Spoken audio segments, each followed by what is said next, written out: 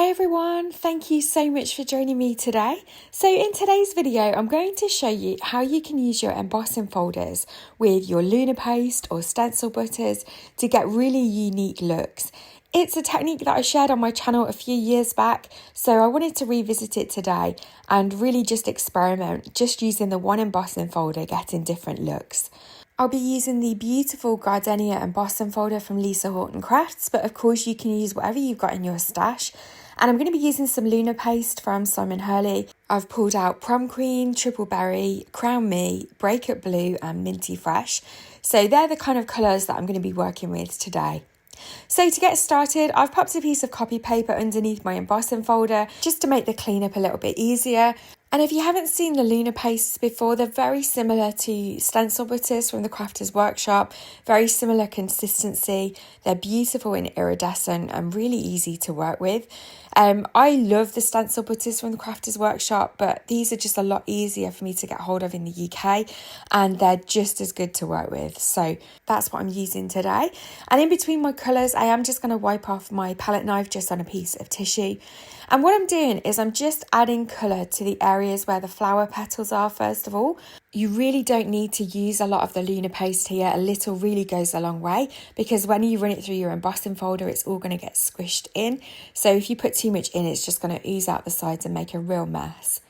I'm just adding some Minty Fresh to the areas where the leaves are now. I do plan on leaving quite a bit of white space on this one because, as you'll see, the paste will spread by itself. So I'm quite happy with how that's looking. I've added a piece of 6x6 white cardstock, and then I'm going to bring in my die cutter machine. So I'm just going to run it through my Sizzix Big Shot. And the best plate setup for this embossing folder is the base plate, the A plate, and then one cutting plate on top of the folder. So I'm just going to run that through now, and you can see that some of the paste has oozed out the bottom, and you can see that those colours have blended together really nicely. So I'm just going to set that aside to dry, and I'm going to show you a few more ways in which you can use the paste with your embossing folder.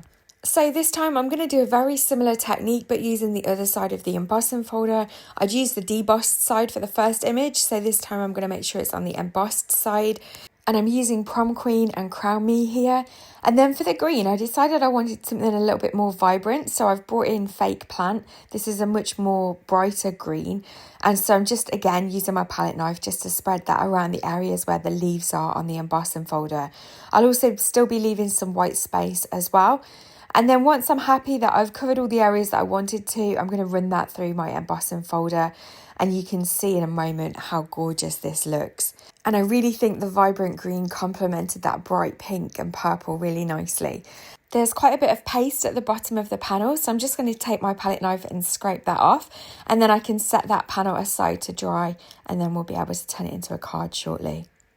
So for the third way of doing this technique, if you wanted to cover your whole embossing folder, then you definitely can.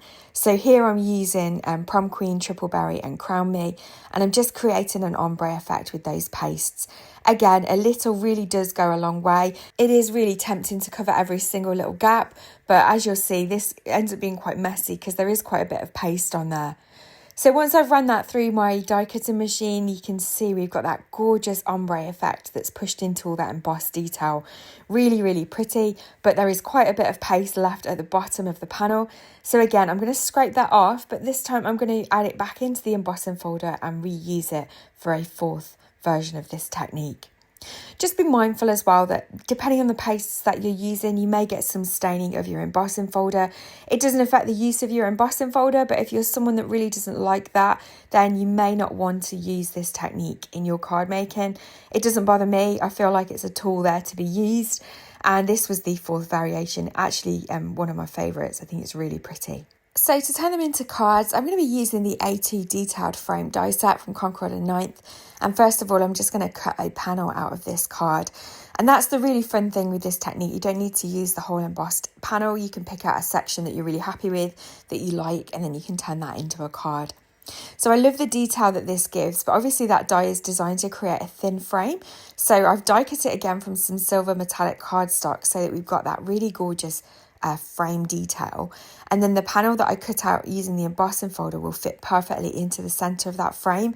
So I felt like this was a really nice way of adding the frame detail, but making it all look like one panel. So I'm going to let the glue dry, and then I'm going to pop this card to one side, and we'll come back to it at the end and add a sentiment. So for the second card, again, I'm using these thin frame dies, and this time I decided that I would use the frame, but I'd flip it around so that you've got the ombre effect going in a different direction. It fits perfectly onto an A2 card base, so I've just used some liquid glue, and I'm just making sure that that's nice and lined up with the edge of the card. I'm then going to add some foam tape to the centre panel, and that's just going to give it a little bit of dimension and set it apart from the frame, which I thought gave a really nice effect when it was finished. So I'm just going to remove the backing tape now, and then I can pop that down onto my card base. And again, I think that inverted ombre effect on the frame looked really well with the finished card. Again, I'm going to add all my sentiments at the end.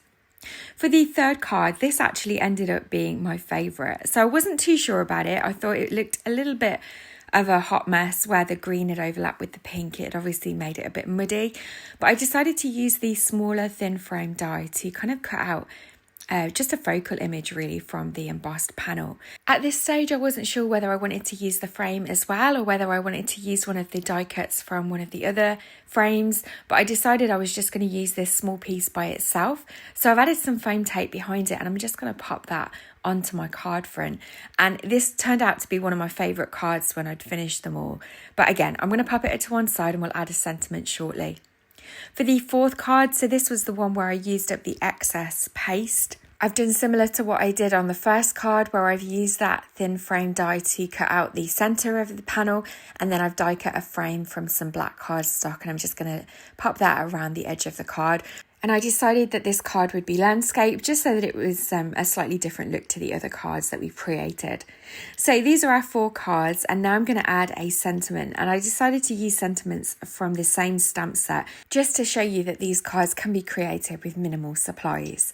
So I'm going to use the Calm Canopy stamp set from Concord and 9th. This is a new stamp set, new to me and newly released.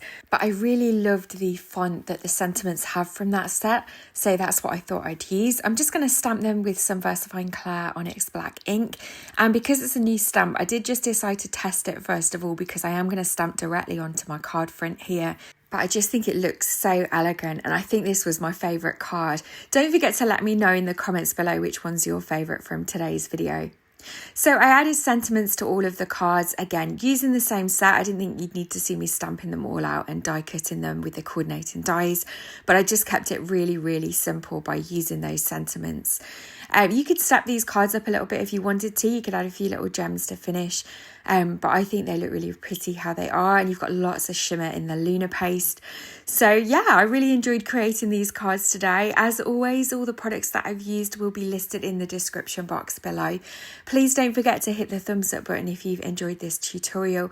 Don't forget to hype the video as well if you're able to. It really helps small content creators like myself out. As always, don't forget, if you'd like to see more from me, you can subscribe to my channel. I'll leave a link to my past video that demonstrated this technique a few years back, so that you can check that out if you haven't seen it before. And I'll look forward to seeing you in another video very soon. Take care.